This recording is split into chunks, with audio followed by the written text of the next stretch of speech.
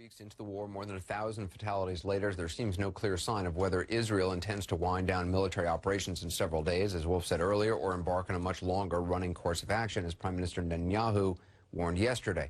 Joining us also in Jerusalem, Mark Regev, chief spokesman for Israel's Prime Minister.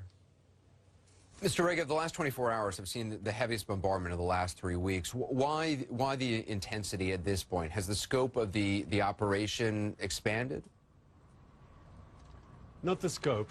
The goal remains the same, to stop those rockets coming in on Israeli cities and to prevent Hamas terrorists from infiltrating across the border through those tunnels trying to kill our people. We had a chance yesterday to de-escalate. We tried that very seriously. Unfortunately, Hamas was not interested and just increased its attacks upon us, and today we're responding in kind. Yesterday, though, you talked about, I mean, it's not just about the tunnels, it's not just about the rockets. You talked about a demilitarized Gaza. I just don't understand how you think you can achieve a demilitarized Gaza without occupying, without actually having boots on the ground there. First of all, it's not going to be easy. But if I can give the parameters, I'd put it this way. First of all, we are, through our military activity and through the fact that they're using a lot of their munitions firing at us, when this is over, Hamas's stocks of weapons will be considerably depleted. I mean, the Israeli military is acting as we speak to dismantle that very formidable Hamas terrorist machine. That's one part of it. The second part is that we're hopeful that when this is over, that Hamas leadership will understand that they can't shoot rockets at Israel with impunity. And thirdly, and this is the most important element, that we want to make sure that Hamas cannot rearm, because that's what happened after the previous rounds. And if Hamas can rearm, then you're back to square one, and we have to do all this in a year, and no one wants to revisit this sort of conflict. And so preventing Hamas from rearming is making sure that those countries who support Hamas, and there aren't many, there's only basically three, that's Iran, Qatar and Turkey.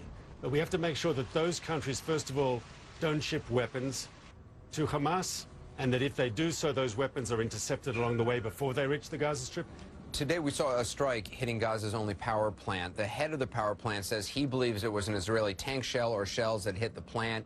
Can you say definitively that Israel is not responsible for that strike? Yes, all the information I have says Israel is not responsible. First of all, the head of the power plant is working for the Hamas-controlled government, and I don't think he can say anything else. He can only blame Israel.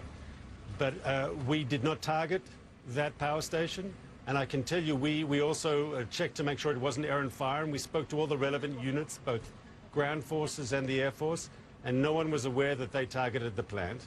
And I'd remind you, Anderson, it's important to remember, about 10% of all Hamas rockets that firing out of the Gaza Strip fall, they misfunction, they fall in the Gaza Strip. That's what happened yesterday at the hospital in Shifa. There's some confusion, obviously, on the part of the Palestinians, but have you heard anything concrete about a renewed ceasefire? Are there talks going on behind the scenes? There are talks going on in parallel to the military operation against terrorist targets in Gaza. The phones have been ringing and conversations are happening, and if it's possible to find a diplomatic solution, that'll be a good thing.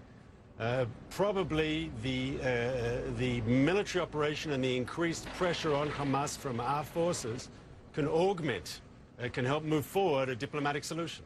Mark Regev, I appreciate your time. Thank you. Thanks for having me.